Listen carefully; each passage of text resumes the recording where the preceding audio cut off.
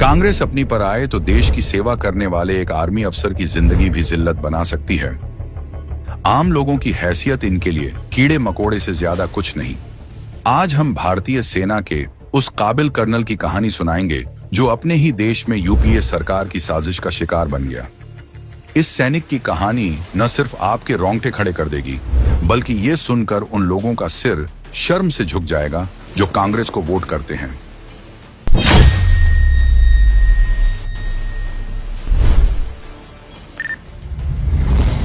(1994) से कर्नल श्रीकांत पुरोहित सेना में थे।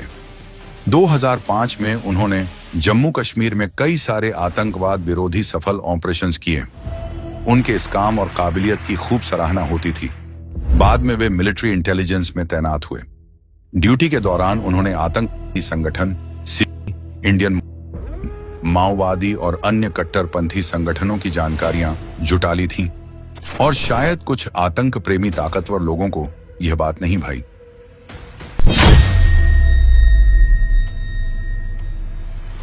पांच नवंबर 2008 को कर्नल पुरोहित को मालेगांव ब्लास्ट केस में झूठे आरोप के साथ गिरफ्तार कर लिया गया।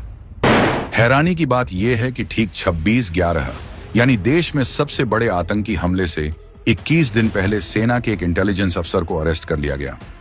अब सवाल उठता है, क्या पुरोहित को हमले की भनक लग चुकी थी? क्या वो ये हमला रोक सकते थे? क्या उन्हें इसलिए मालेगांव ब्लास्ट में फंसाया गया ताकि मुंबई हमला बिना रुकावट के हो सके?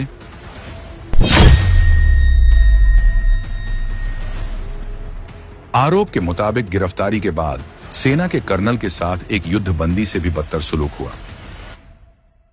उनके हाथ पैर बांधकर तब तक पीटा गया जब तक कि उनके शरीर काले न पड़ गए हों।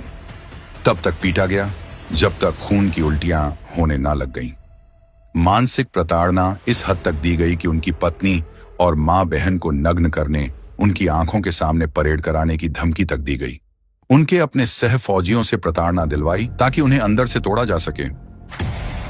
लेकिन कर्नल पुरोहित का जिगरा शायद स्टील का बना था, जिसमें न झंक लगे न धब्बे पड़े। कर्नल पुरोहित के मुताबिक उनसे जबरदस्ती कहा गया कि वे मोहन भागवत और योगी आदित्यनाथ जैसे नेताओं का नाम लें। यह सब कुछ यूपीए सरकार के इशारों पर हो रहा था। अगर आप उनकी लिखी शिकायत पढ़ लें तो शायद आपका कलेजा फट जाएगा। सेना के एक अफसर के साथ ऐसा सुलूक करने के लिए राहुल गांधी, सोनिया गांधी और चिदंबरम को तो छोड़िए, कांग्रेस पार्टी के एक एक कार्यकर्ता को कर्नल पुरोहित के पैरों में गिरकर माफी मांगनी चाहिए।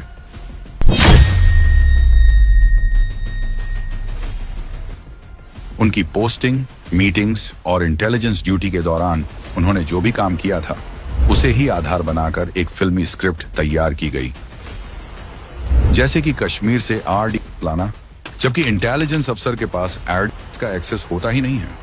खैर, इसकी सच्चाई तो आगे जानेंगे। इसके अलावा हिंदू राष्ट्र बनाना, अलग संविधान बनाना या इजरायल थाईलैंड से सरकार बनाने के मनगढ़ंत आरोप लगाए गए। उन्हें अनुभव भारत जैसी संस्था बनाने की भी सजा दी गई।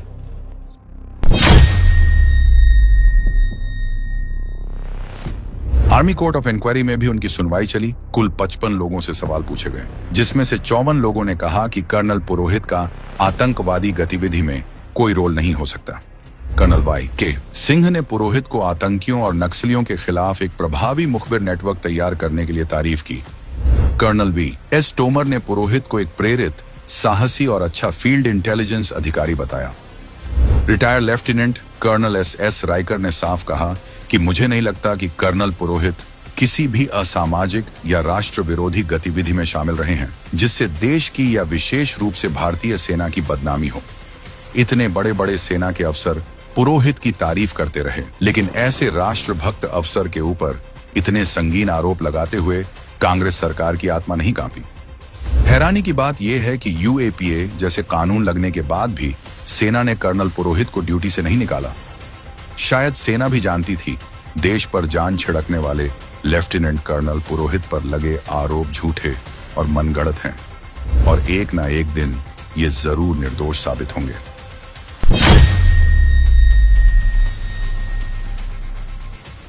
2011 में केस महाराष्ट्र एटीएस से एनआईए को ट्रांसफर किया गया, जिसके बाद चाहे आरडीएक्स लाने की बात हो हिंदू नेताओं को फंसाने की बात हो या उन पर दबाव बनाकर जबरन जुर्म कबूल करवाने की बात हो, ये सारी बातें सामने आने लगी और सारे आरोप मनगढ़ंत साबित होने लगे। 2017 में करीब 9 साल बाद पुरोहित को सुप्रीम कोर्ट से जमानत मिली और कर्नल पुरोहित की देशभक्ति देखिए, ऐसी शायद दुनिया में इसकी मिसाल ना मिले। अपने ही देश की सरकारों के प्रतिशोध का शिकार होने के बावजूद इतना अत्याचार सहकर भी उन्होंने जमानत मिलने के बाद दोबारा आर्मी ज्वाइन की और आज भी खुफिया टीम का हिस्सा हैं।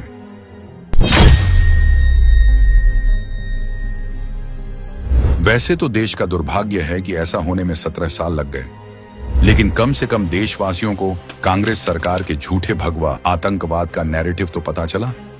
सुनवाई के दौरान सुप्रीम कोर्ट के सामने ये बात सामने आई कि पुरोहित को फंसाने के लिए कांग्रेसी दबाव में आकर पुलिस ने सही गुनहगारों के लीड को दरकिनार कर दिया।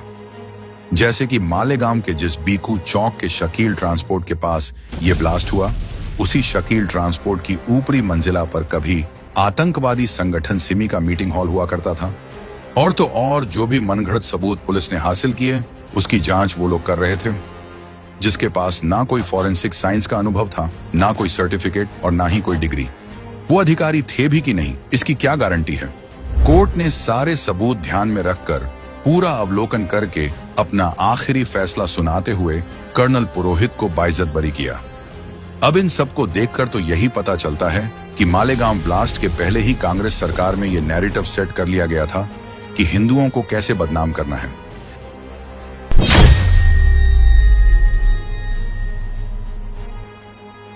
शायद कोई और होता तो उसे अपने देश से नफरत हो जाती, लेकिन कर्नल पुरोहित, जिन्होंने निर्दोष साबित होने के बाद ये कहा, मैं एक ऐसा सैनिक हूं जो इस देश से बिना शर्त प्रेम करता है। देश सर्वोपरि है और इसकी नींव मजबूत होनी चाहिए। कांग्रेस पार्टी ने लाख कोशिश कर ली, लेकिन वो कर्नल पुरोहित के हौसलों को तोड़ नहीं पाई और ना ही हिंदू आतंकवाद को सच साबित कर पाई। क्या कांग्रेस की सरकार ने अपने वोट बैंक को खुश करने के लिए आतंक के नेटवर्क का तोड़ निकालने वाले देशभक्त अफसर को फर्जी केस में फंसाया था, या फिर शायद 26/11 टाला जा सकता था इसलिए? लेकिन 17 साल की लंबी लड़ाई के बाद सच सामने है। जाबाज कर्नल श्रीकांत प्रसाद पुरोहित गुनहगार नहीं थे, बल्कि देश के दुश्मनों के खिलाफ एक सबसे तेज हथियार थे जिसे कांग्रेस रौंद देना चाहती थी। आज सब कुछ साबित होने के बाद भी अगर हम कर्नल पुरोहित की इस कहानी से अनजान रहेंगे तो शायद हम हर उस देश सेवक के गुनाहगार होंगे जो मां भारती के सच्चे सपूत हैं।